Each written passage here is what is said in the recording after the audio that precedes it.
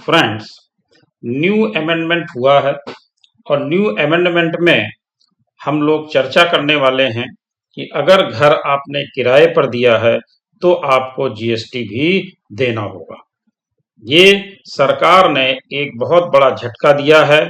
इसके साथ ही साथ इसमें काफी कंफ्यूजन भी है। लोगों को ये लग रहा है कि हमें जीएसटी देना पड़ेगा या नहीं देना पड़ेगा। इसलिए आप आपके बहुत से लोगों ने इस संबंध में वीडियो बनाने के लिए मुझसे कहा था।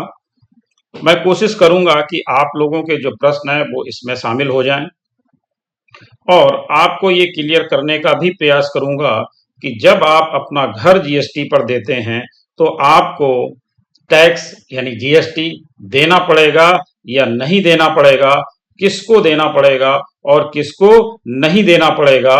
जीएसटी ने जो अमेंडमेंट किए हैं उसके क्या नियम हैं, तो आइए जानते हैं। सरकार ने दिया बड़ा झटका, घर किराए पर दिया तो जीएसटी भी देना पड़ेगा। जानिए क्या है नियम। तो नियम पहले आपको मालूम है कि जीएसटी पहले भी लगता था, लेकिन रेजिडेंशियल प्रॉपर्टी पर, अगर रेजिडेंशियल यूज के लिए आपने किसी को घर किराए पर दिया है तो आपको जीएसटी नहीं चुकाना होता था। अगर आपने कमर्शियल किसी को किराए पर दिया हुआ है तो आपको चुकाना पड़ता था जीएसटी, और वो भी 18%। अब जो इसमें मूल चेंज किया है, जिसके कारण लगभग लोगों को लगने लगा है कि क्या अब सभी को, यानी जितने भी लोग हैं रेजिडेंशियल प्रॉपर्टी किराए पर देते हैं, उन सभी को जीएसटी पे करना पड़ेगा। तो समझ लीजिए कि अगर आपने किराए पर दिया है तो कब आपको जीएसटी देना है। देख लेते हैं कंडीशन कौन कौन सी आती हैं। एक तो ये कि जो मकान मालिक है वो रजिस्टर्ड है, और दूसरी कंडीशन ये हो सकती है कि वो अनरजिस्टर्ड है, और दूसरी कंडीशन हो सकती है कि मकान मालिक अनरजिस्टर्ड है। दूसरी स्थिति अगर हम ये देखें कि टेनेंट जो है वो हमारा रजिस्टर्ड है और या फिर वो अनरजिस्टर्ड है, या एक प्रश्न और भी आप लोगों का आया था कि वो कंपोजिशन डीलर है। ठीक है, अब सभी को देना है या नहीं देना है, सबसे पहले बात कर लेते हैं कि अभी तक जो रेंट लगता था वो किस कंडीशन में लगता था। अभी तक जो रेंट लगता था वो फॉरवर्ड चार्ज में था।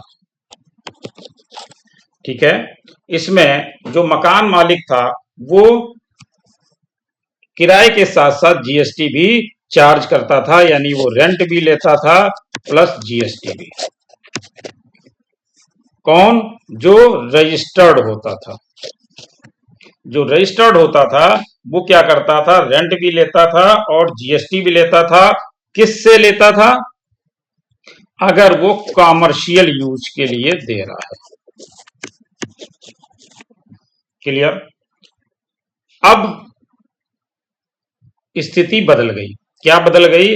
अभी तक था कि अगर हमने अपनी प्रॉपर्टी को, अगर रेजिडेंशियल भी है लेकिन हमने उसको दिया है कॉमर्शियल यूज के लिए, तो हमें रेंट पर जीएसटी चार्ज करना होता था। तब अगर हम रजिस्टर्ड हैं तो, अगर हम रजिस्टर्ड नहीं है, हम का मतलब लैंडलॉर्ड, अगर लैंडलॉर्ड रजिस्टर्ड नहीं है तो उसे कोई जीएसटी चार्ज नहीं करना होता था। अब हम ये चीजें पहले भी बहुत सारी डिस्कस कर चुके हैं और इससे ऑलरेडी वीडियो पहले भी अपलोड कर चुके हैं, वहां पर आप इसको डिटेल में दे सकते हैं। आज जो हमारे सामने प्रश्न है वो ये है कि जो 18 जुलाई से अमेंडमेंट हुआ है उसके बाद अंतर क्या आया है।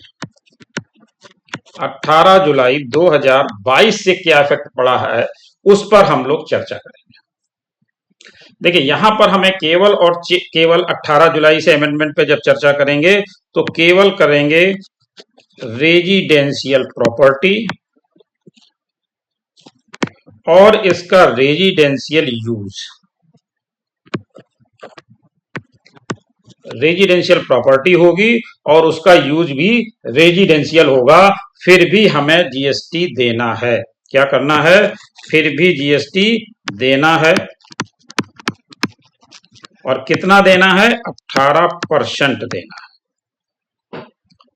ठीक है, ये चीज आप लोगों को क्लियर हो गई। अब इसके बाद हम लोग आगे बात करते हैं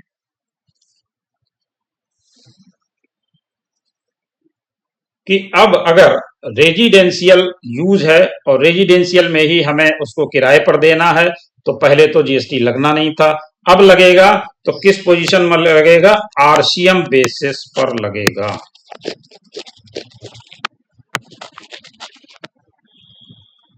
अब जो लगेगा वो आरसीएम बेसिस पर लगेगा। अब यहां पर है हमारा ये लैंडलॉर्ड और यहां पर है हमारा टेनेंट। आरसीएम बेसिस पर लगने का मतलब क्या हुआ? लैंडलॉर्ड हमारा रजिस्टर्ड है। अगर रजिस्टर्ड है तो क्या होगा? टेनेंट क्या करेगा? रजिस्टर्ड है, दोनों रजिस्टर्ड हैं। कौन चार्ज करेगा? टेनेंट चार्ज करेगा आरसीएम में।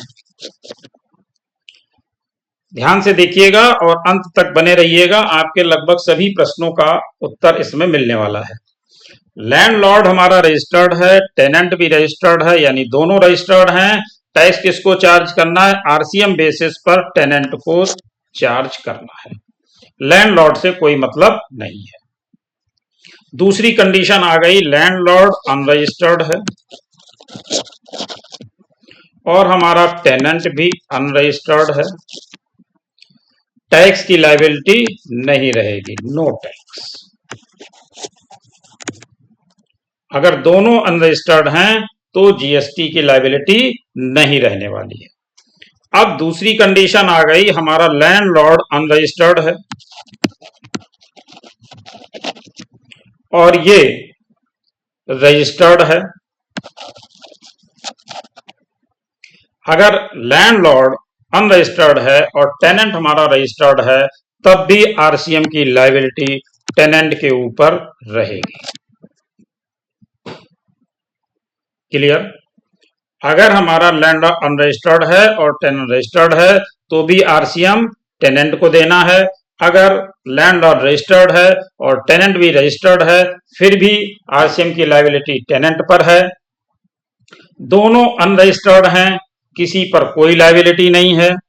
इसके बाद एक बात और आती है कि अगर ये अनरजिस्टर्ड है या रजिस्टर्ड है, लेकिन हमारा टेनेंट जो है वो कंपोजिशन डीलर है, तो भी आरसीएम की लायबिलिटी कंपोजिशन डीलर पर आएगी। यानी रेजिडेंशियल ड्वेलिंग में आपको ये ध्यान रखना है कि ये आरसीएम के तहत लगाया गया है, यानी आरसीएम के तहत लायबिलिटी किस पर आनी है? टेनेंट पर आनी है, लैंडलॉर्ड पर नहीं आनी है। और ये भी ध्यान रखिए कि ये केवल बात हो रही है रेजिडेंशियल प्रॉपर्टी का रेजिडेंशियल यूज के लिए देने पर। अन्य पे स्थिति बदल जाएगी और अन्य पे बहुत सारे पहले भी वीडियो अपलोड हम लोग कर चुके हैं। अगर फिर भी कोई कंफ्यूजन हो तो आप कमेंट बॉक्स में बताइएगा, तो मैं उस पर फिर से क्लैरिफिकेशन आपको दे दूंगा। इसमें आपको केवल ये ध्यान रखना है कि हम रेजिडेंशियल प्रॉपर्टी को रेजिडेंशियल यूज के लिए दे रहे हैं और उसमें ये कंडीशन आपकी लागू होंगी। कमर्शियल यूज के लिए सिस्टम अलग है, जो पहले भी था वही अभी भी है, उसमें कोई चेंज नहीं आया है। अब बात आती है कि इसकी जो आरसीएम की आईटीसी है वो किसको मिलेगी और किसको नहीं मिलेगी। तो जब आरसीएम के तहत है तो जो इसको लगाएगा आरसीएम के तहत चार्ज करेगा, यानी टेनेंट चार्ज करेगा और वो अपना उसमें क्लेम भी कर लेगा। लेकिन अब यहां पर एक समस्या है और आप लोगों के लिए प्रश्न भी है, जिसका उत्तर मैं अगले वीडियो में दूंगा। वो ये है कि जब हम रेजिडेंशियल प्रॉपर्टी को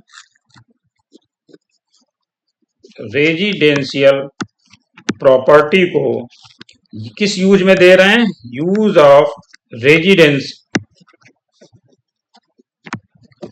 तो क्या इस पे आईटीसी मिलनी चाहिए या नहीं मिलनी चाहिए?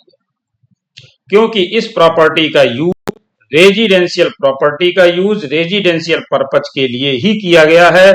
उस समय आप आरसीएम उसके जमा करेंगे तो क्या आपको उसकी आईटीसी मिलेगी या नहीं मिलेगी, आप कमेंट बॉक्स में बताइएगा। नेक्स्ट वीडियो में हम लोग इसी विषय पर चर्चा करेंगे। Thank you.